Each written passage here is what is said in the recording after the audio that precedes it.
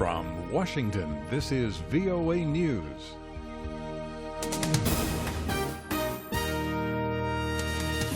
I'm David Forrest reporting Greece is in default. Greece missed a $1.8 billion loan payment to the International Monetary Fund. It is the first major developed economy to miss such a payment.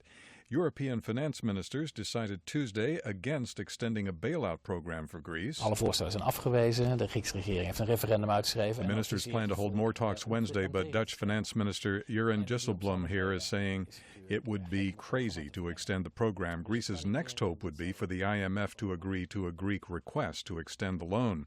President Barack Obama says the United States will walk away from any nuclear agreement with Iran that does not block Iran's path to building a nuclear weapon. There has been a lot of talk on the other side from the Iranian negotiators about whether, in fact, they can abide by some of the terms that came up in Lausanne.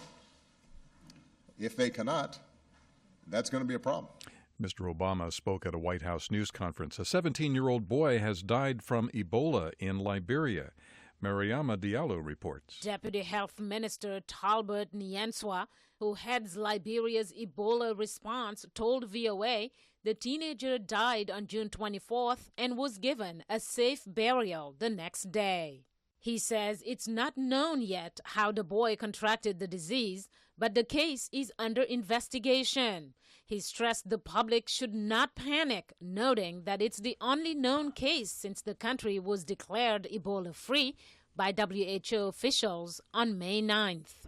Mariama Diallo, Dakar. Indonesian officials say at least 70 people were killed when a military transport plane crashed into a residential neighborhood on the island of Sumatra. This is VOA News. Yemeni officials say nearly 1,200 inmates escaped from a prison in the midst of a battle between warring militias. Officials say the jailbreak on Tuesday was in the town of Taiz. Officials say the escaped prisoners include Al-Qaeda members and dangerous criminals. The United Nations Children's Fund warns that millions of children in Yemen are threatened with malnutrition and diseases. Lisa Schlein reports. Yemen's war is having a devastating impact on the country's children. The UN Children's Fund reports at least 279 children have been killed and 402 wounded since late March, when Saudi Arabia began its air campaign against rebel Houthi forces. UNICEF reports 318 children have been enlisted as soldiers, but says it believes the true number recruited to fight in this war is much higher. While these figures are alarming, UNICEF says children also are facing increasing dangers from disease and malnutrition. Lisa Schlein, Geneva. At least 5 people were reported killed, 20 wounded in the Afghan capital Kabul Tuesday when a suicide bomber attacked a NATO convoy. Hours earlier, a suicide car bomber attacked a police headquarters in southern Helmand province. At least 2 people were killed in that incident, more than 50 wounded. A visibly angry Egyptian President Abdel Fattah el-Sisi has vowed to strengthen anti-terrorism laws and blamed the country's Muslim Brotherhood for the assassination of the country's top prosecutor, pounding his fist as he spoke Tuesday at the funeral of Prosecutor General Hisham Barakat. Mr. Sisi's comments seem to signal an even tougher campaign on the Brotherhood and other government opponents.